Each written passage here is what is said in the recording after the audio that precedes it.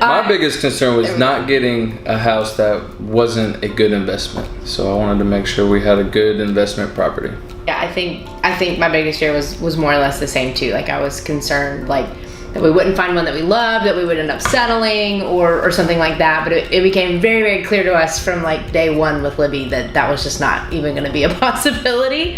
That she was definitely going to make sure that we found something we really loved and something that we were going to love for a really long time and was going to be a good investment for us as well. We ended up finding our dream house at a random open house while Libby was, on a Sunday doing her own open house, and we ended up having to call her, text her, and while she's doing a million other things, we asked her, hey, can you write up an offer for us? We really love this house, and ended up doing it. And then a couple days later, we ended up getting outbid and whatnot. And so we found a house on the exact same street. They were like, okay, we like this house too. And so we ended up getting that one, putting it in under contract. And then a couple days later, Libby texts me and says, hey, your first dream home's back on the market. And after a couple phone calls and a few hair pulling, we decided we wanted to go for the original, our dream house. And Libby never complained. Libby never said, oh, this is going to be more work for me, even though clearly it was, and it was definitely going to be a lot of stress, but it was one of those, we're like, no, like get the house you want, do what you want to do.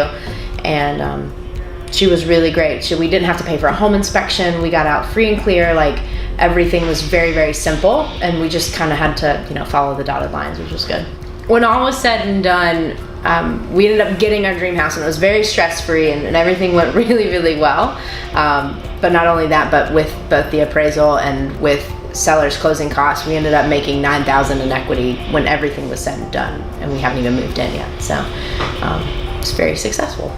We would absolutely recommend any home buyers to the Carrie Scholl team. They are very friendly. You get a truck to help us move in, and yeah. Libby was fantastic.